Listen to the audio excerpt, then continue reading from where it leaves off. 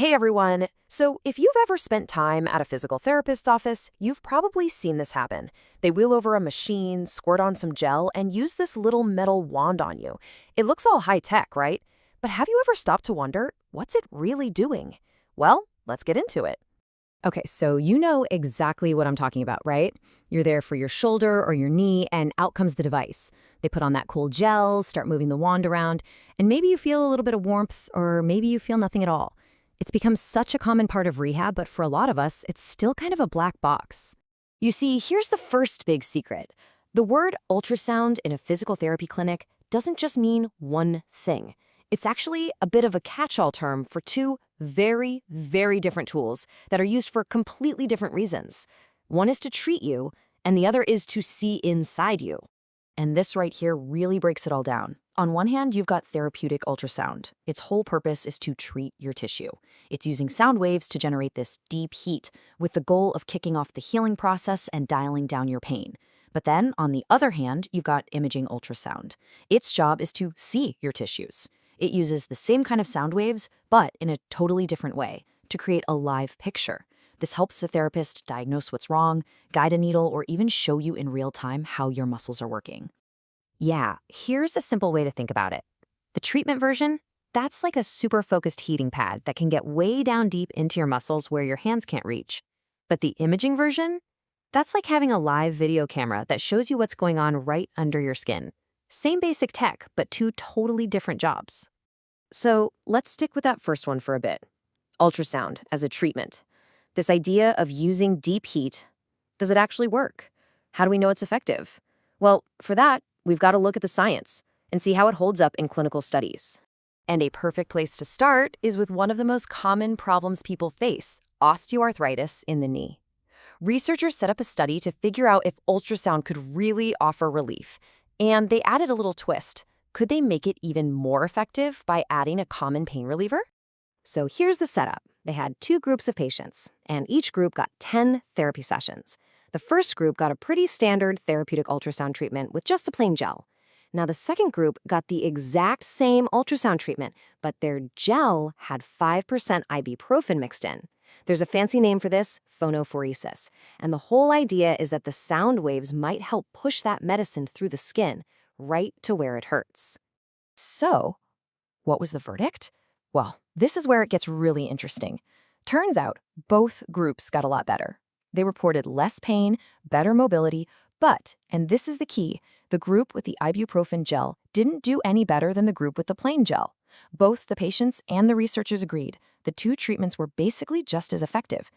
This tells us the ultrasound itself seemed to be doing something positive, but adding the drug, that wasn't the secret sauce. And that leads to a really important question. If adding a drug to the gel doesn't make a difference, maybe we're looking at the wrong thing. What if it's not about what we add to the ultrasound, but about the energy of the ultrasound itself? What if the dose is what really matters? And that's precisely the question a new clinical trial is trying to answer. This time, they're looking at a really pesky injury known as jumper's knee. The whole point of the study is to see if a very specific, high-energy dose of ultrasound, when you add it to a standard exercise program, works better than a fake ultrasound treatment over 8 weeks. And when they say high dose, they mean it. We're talking about a very precise measurement of energy, 4,032 joules. This isn't just about cranking up the machine. It's a carefully calculated dose that scientists think might be powerful enough to really stimulate healing in that tough tendon tissue. But of course, the ultrasound is never the whole story. It's just one piece of the puzzle. It's designed to support a full-blown rehab program. You can see here how the exercises get progressively harder over time, starting with simple muscle contractions and building all the way up to weighted lunges. The idea is that the ultrasound helps the body heal better and faster, while the exercises do the real work of getting you stronger. Okay, so that's the story on ultrasound as a treatment. Now, let's flip the coin and talk about the other side, imaging ultrasound. This is where the machine stops being a therapy tool and becomes this incredible real-time window into your body. And it turns out physical therapists are using this window in 4 really distinct and pretty cool ways. So let's just walk through each one so you know what's possible. First step is what's called rehabilitative ultrasound. This is just fantastic for teaching you how to move correctly. Imagine your therapist is trying to get you to activate your deep core muscles. They can put the probe on you and literally show you on the screen what it looks like when you do it right versus when you do it wrong. It's instant biofeedback, connecting what you're trying to do with what's actually happening. Second, there's diagnostic ultrasound. This lets a therapist actually look at a muscle or a tendon to see what the injury did to it. Are there tears? Is there inflammation? It helps them confirm what they think is going on and then build a rehab plan that's perfectly tailored to what your tissue actually needs. Third is interventional ultrasound. Now, for therapists who do things like dry needling, this is a total game changer. They can watch the needle on the screen in real time as they guide it to the exact spot they want to treat. This makes the procedure way more precise and way safer because they can avoid hitting anything they're not supposed to. And last but not least, there is research ultrasound. This is how the whole field of physical therapy gets better and smarter. Researchers use imaging to study how injuries affect our bodies and to test if new treatments are actually working the way we hope they are. It's what builds the evidence that leads to better care for all of us. So you've got this one machine that can act as a heater or as a window. It's pretty incredible. But what does all of this mean for the physical therapy profession and, more importantly, for you as a patient? Let's tie it all together. Well, here's the big challenge. The technology is moving so fast that the training is struggling to keep up. This quote from the British Journal of Sports Medicine really nails the problem. There isn't one single accepted international standard for how to train physical therapists to use ultrasound. It varies all over the place.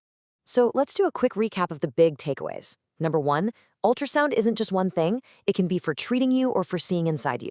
Number 2, for the treatment side, research is still working to figure out the best way to use it, like finding the perfect dose. Number 3, the imaging side gives therapists an amazing window to diagnose, teach, and guide treatments. And finally, the biggest hurdle for the future is making sure every therapist gets great, standardized training to use this powerful tool correctly.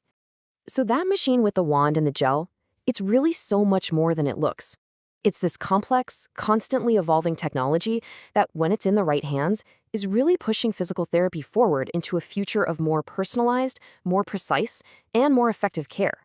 And that's what I really want you to take away from this. The next time you're in PT and they bring out that machine, you're not in the dark anymore. You can actually ask, hey, are we using this as a treatment today, or are we using it as a window to see what's going on? That one question makes you a true partner in your own recovery. And that really leaves us with one last thing to think about. As this technology gets better and the training gets more widespread, could this tool, whether it's acting as a heater or as a window, be the very thing that unlocks your most personalized and most successful path back to health?